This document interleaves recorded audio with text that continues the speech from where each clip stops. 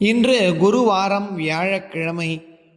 30 தேவர்களும் நரசிம்ம பகவானை ஸ்தோத்திரம் செய்வதாக அமைந்துள்ள பாகவத புராணத்தில் உள்ள நரசிம்ம ஸ்தோத்திரத்தை தான் இப்போ நம்ம பாராயணமானது செய்ய போகிறோம். ஒவ்வொரு ஸ்லோகங்களும் ஒவ்வொரு விதமான பலன்களை தரக்கூடியது, 17 விதமான பலன்களை தரக்கூடியது. தேவர்களில் முக்கியமாக இருக்கக்கூடிய 17 தேவர்களால் கூறப்பட்ட அற்புதமான ஸ்தோத்திரம் இது. இன்றைய தினம் கேட்பது என்பதே மகாபாகியம். ஸ்ரீமத் பாகவத புராணே நிருசிம்ம ஸ்தோத்திரம். பிரம்மோவாச்ச நதோஸ்மனந்தாய துரந்த சக்தயே விசித்திர வீர்யாய பவித்ர கர்மணே விஸ்வஸ்ய சர்க்கஸ்திதி சம்யமால்குணைः ஸ்வலீலயா சந்தததேவ்யயாத்மனே. ஸ்ரீருத்ரௌவாச்ச கோபகாலோ யுகாந்தஸ்தே ஹதோயமசுரோல்பகः தத்சுதம் பாஹ்யுபஸ்ருதம் பக்தம் தே பக்தவத்சல. இந்திரௌவாச்ச பிரத்யாணீதாः பரமபவதாத்ராயதானஸ்வபாகாः दैत्याक्रान्तं हृदयकमलं तद्गृहं प्रत्यबोधि कालग्रस्तं कियदिदमगोनाथ शुश्रूषतां ते मुक्तिस्तेषां न हि बहुमता नारसिंहाः परैः किम्. ऋषय ऊचुः त्वं नस्तपः परममात्तयदात्मतेजो येनेदमादिपुरुषात्मगतं ससर्ज तद्विप्रलुप्तममुनाद्य शरण्यपाल रक्षागृहीतवपुषा पुनरन्वमस्थाः. पितर ऊचुः श्राद्धानि नोऽधि बुभुजे प्रसभं तनूजैः दत्तानि तीर्थसमयेऽप्यपि यत्तिलाम्बू तस्योदरान्नकविदीर्णवपाद्य आर्चत् तस्मै नमो नृहरयेऽखिलधर्मगोप्त्रे.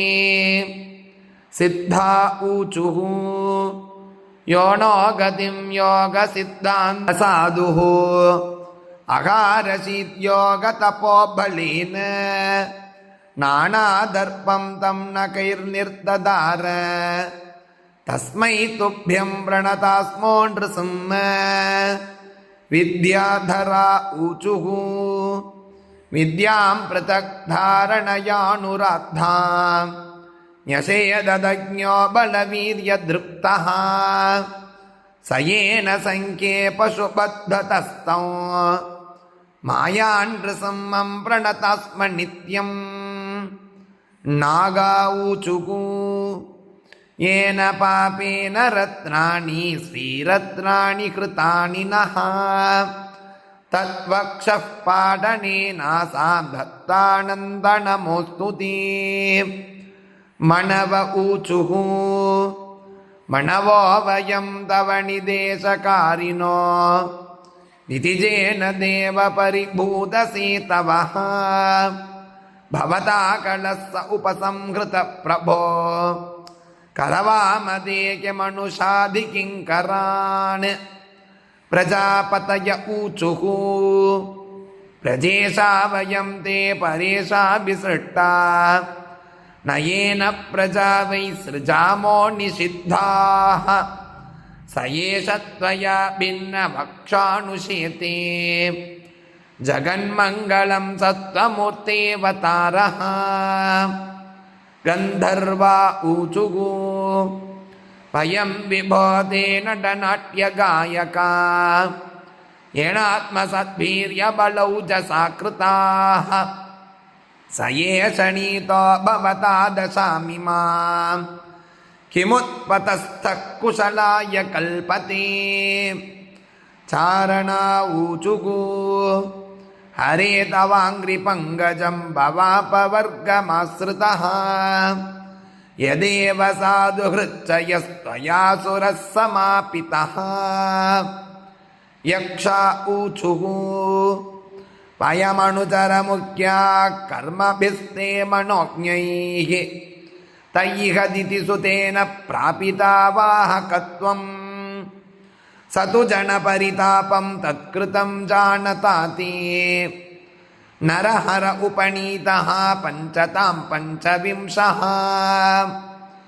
किं पुरुषा ऊचुः वयं किं पुरुषास्त्वं तु महापुरुष ईश्वरः अयं कुपुरुषो नष्टो धिक्कृतः साधुभिर्यता वैतालिका ऊचुः सभासु सत्रेषु तवामलं यशो यित्वा सपर्यां मगतिं लभामहे यस्तां जनैषीद्भृशमेष दुर्जनो दिष्ट्या हतस्ते भगवन्यतामयः किन्नरा ऊचुः वयमीश किन्नरगणास्तवानुगा नितिजेन विट्टिममुनानुकारिताः भवता अरेसवृजिनोऽवसादितो नरसिंहनाथ विभवाय नो भव विष्णुपार्षदा ऊचुः अद्यैतद्धरिणररूपमद्भुतं ते दृष्टं नः शरणद सर्वलोकशर्मा सोऽयं ते विधिकर ईश विप्रसप्तः तस्येदं निधनमनुग्रगाय विद्मः इदं दानवेन्द्रः हिरण्यकशिपुः परिगृह्यमाणवैरः वैरानुबन्धजाज्वल्यमानरोषानलः रोषानलजङ्घण्यमानविज्ञानविनयः विनयगाम्भीर्यजेगीयमानहृदयः हृदयचाञ्चल्यमानतामसः तामसगुणचक्रमाणस्थैर्यो भूत्वा विस्रम्भेन हुङ्कृत्य बालं प्रह्लादं परमभागवतं धिक्कृत्य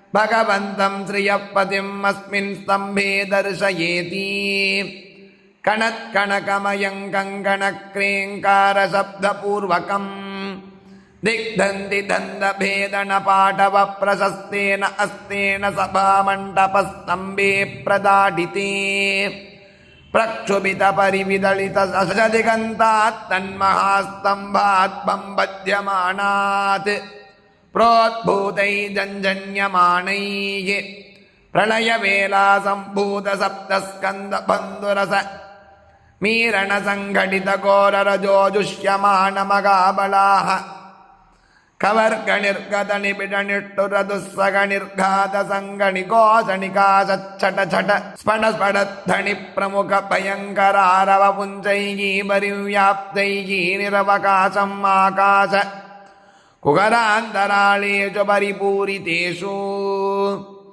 प्रक्षुभितप्रकम्पितस्वस्थानतया परवशैः नितान्तदोधूयमानहृदयैः पितामगमगेन्द्रवरुणवायुशिखिमुखचराचरजन्तुजालैः सह ब्रह्माण्डगणाहेषु परिस्फोटितेषु भगवन् श्रियःपतिः श्रीमन्नारायणः भक्तानामभयङ्करः दुष्टनिग्रहशिष्टपरिपालनक्षमः शरणागतवत्सलः प्रफुल्लपद्मयुगलसङ्काशभास्वरचक्रचाप अलकुलिशचररेखाङ्कितचारुचरणतलः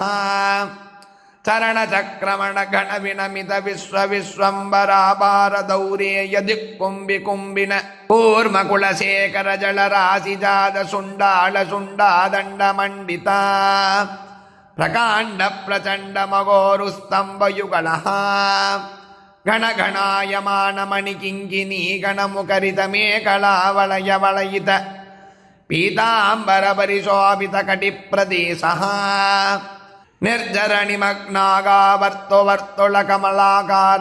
निर्जरनिमग्नागावर्तुवर्तुलकमलाकारगम्भीरनाभिविवरः कुलाचलसानुभागसदृशकर्कशविशालवक्षस्थलः दुर्जनदनुजधैर्यलतिकालवित्रायमाणरक्षो राजवक्षो भागा ವಿಸಂಗಡ ಕ್ಷೇತ್ರ ವಿಲೇಖಣ ಜಂಗಳಾಳಂಗಮಾನ ಶರಣಾಗದನಯನ ಸಕಾರ ಚಂದರೇಕಾಯಮಾನ ವಜ್ರಾಯುಧ ಪ್ರತಿಮಾನ ಭಾಸಮಾನ ನಿಷಾದನಕರದರ ಮುಖನಕರ ಶಂಖಚಕ್ರ ಗದಾ ಖಡ್ಗ ಕುಂದ ತೋಮರ ಪ್ರಮುಖ ನಾನಾಯುಧ ಮಗಿದ ಮಗೋತ್ತುಂಗ ಮಗೀಧರ ಶೃಂಗ ಸನ್ನಿಭ ವೀರಸಾಗರ ವೇಲಾಯಮಾನ ಮಾಳಿಕಾ ವಿರಾಜಮಾನ ನಿರರ್ಗಳಾನೇಕ ಜತಭುಜಾರ್ಗಳ ಮಂಜು ಮಂಜೀರ ಮಣಿಪುಂಜ ರಂಜಿತ ಮಂಜುಳಗಾರ ಕೇಯೂರ ಕಂಕಣ ಕಿರೀಟ ಮಕರ ಕುಂಡಲಾದಿಭೂಷಣ ಭೂಷಿತ ಶಿಖರಾಭರಿಣದ್ದ ಬಂಧುರ ಕಂದರ ಪ್ರಕಂಪಣ ಕಂಬಿತ ಪಾರಿಜಾತ ಪಾದಪ ಪಲ್ಲವ ಪ್ರತೀಕಾ ಚಕ್ಕೋಪಾವೇಶ ಸಂಜಳಿತಾದರ ಶರತ್ಕಾಲ ಮೇಘಜಾಲ ಮಧ್ಯದ ಗಂಧಗಾಯಮಾನ ತಡಿಲ್ಲತಾ ಸಮಾನ ದೇದೀಪ್ಯಮಾನ ದಂಷ್ಟ್ರಾಂಕುರ ಕಲ್ಪಾಂತಕಾಲ ಸಕಲ ಭುವನ ಕ್ರಸಣ ವಿಲಸಣ ವಿಜೃಂಭಮಾನ ಸಪ್ತ ಜಿಕ್ವ ಜಿಕ್ವಾದುಳಿತ ತರಳ ತರಾಯಮಾನ ವಿಭ್ರಾಜಮಾನ ಜಿಹ್ವ ಮೇರು ಮಂದರ ಮಹಾಗುಹಾಂದರಾಳ ವಿಸ್ತಾರ ವಿಪುಲ ವಕ್ತ್ರನಾಸಿಕಾರಂಧ್ರ ನಾಸಿಕಾರಂಧ ನಿಸ್ಸರಣ್ಣಿಭಿಡ ನಿಶ್ವಾಸ ನಿಕರ ಸಂಘಟ್ಟಣ ಸಂಕ್ಷೋಭಿತ ಸಂತಪ್ಯಮಾನ ಸಪ್ತ ಸಾಗರ ಪೂರ್ವ ಪರ್ವತ ವಿದ್ಯೋದಮಾನ ಕದ್ಯೋದ ಮಂಡಳ ಸದೃಕ್ಷ ಸಮಂಜಳಿತ ಚೋಚಣ ಲೋಚನಾಂಜಳ ಸಮುತ್ಕೀರ್ಯಮಾನ ವಿಲೋಲ ಕೀಲಾಬೀಲ ವಿಸ್ಫುಲ್ಲಿಂಗ ವಿತಾಣರೋರುದ್ಯಮಾನ ತಾರಕಾಗ್ರಹ ಮಂಡಳ ಶಕ್ರಚಾಪ ಸುರುಚಿರಾತ್ ಭ್ರಮಗಾಭ್ರೂಳತಾ ಬಂಧ ಬಂಧುರವಯಂಕರ ವದನ ಗಣಧರ ಗಂಡ ಶೈಲ ತುಲ್ಯ ಕಮಣೀಯ ಗಂಟಭಾಗ ಸಂಧ್ಯಾರಾಗ ರಕ್ತಧಾರಾಧರ ಮಾಳಿಕಾ ಪ್ರತಿಮಾ ಭೃಂಗಶತನ್ಯಮಾನ ಪಟುತರ ಸಟಾಜಾಳ ಸಟಾಜಾಳ ಸಂಚಾಳ ಸಂಜಾತವಾದಾಹದಿಲೋಳಾಯಮಾನ ವೈಮಾನಿಕ ವಿಮಾನ ನಿಷ್ಕಂಬಿತ ಶಂಖವರ್ಣ ಮಗೋದ್ವಕರ್ಣ ಮತ್ತದಂಡಾಯಮಾನ ಮಂದರವ ಸುಂದರಾದರ ಪರಿಭ್ರಮಣ ವೇಗ ಸಮುತ್ಪತ್ಯಮಾನ ವಿಯನ್ಮಂಡಳ ಮಂಡಿತ ಸುಧಾರಾಶಿ ಅಳ್ಳೋಳ ಸೀಕರಾಕಾರ ಭಾಸುರ ಕೇಸರ ಪರ್ವಾಗರ್ವ ಶಿಶಿರ ಕಿರಣ ಮಯೂಕ ಗೌರ ತನೂರುಗ ನದ ನಿರ್ಧಳಿತ ಕುಮುದ ಸುಪ್ರತೀಕ ವಾಮನೈರಾವಣ ಸಾರ್ವಭೌಮ ಪ್ರಮುಖ ದಿಗಿಬ ರಾಜಕರ್ಣಕೋಟರ ಧವಳಧರಾಧರ ದೀರ್ಘ ದುರವಲೋಕಣೀಯ ದಿವ್ಯ ದೇಹ ದೇಗ ಪ್ರಭಾಪಟ ನಿರ್ಮತ್ಯಮಾನ ಪರಿಪಂದಿಯಾದು ದಾಣ ನಿಕೃಂಭ ಗರ್ವಾಂಧಕಾರ ಪ್ರಹ್ಲಾದ ಹಿರಣ್ಯಕಶಿಪುರಂಜನ ಭಂಜನ ನಿಮಿತ್ತಾಂತರಂಗ ಬಹಿರಂಗ ದೇಗೀಯಮಾನ ಕರುಣಾ ವೀರರಸ ಸಂಯುತ ಮಗಾಪ್ರಭಾವ ಶ್ರೀನಾರಾಯಣ ನರಸಿಂಹ ನಾರಾಯಣ ವೀರಸಿಂಹ ನಾರಾಯಣ ಕ್ರೂರಸಿಂಹ ನಾರಾಯಣ ದಿವ್ಯಸಿಂಹ ನಾರಾಯಣ ವ್ಯಾಘ್ರಸಿಂಹ ನಾರಾಯಣ ಪುಚ್ಚಸಿಂಹ ನಾರಾಯಣ ಪೂರ್ಣಸಿಂಹ ನಾರಾಯಣ ರೌದ್ರಸಿಂಹ ಭೀಷಣ ಭದ್ರಸಿಂಹ ವಿಕ್ವಲನೇತ್ರಸಿಂಹ ಬ್ರಹ್ಮಿದ ಭೂತಸಿಂಹ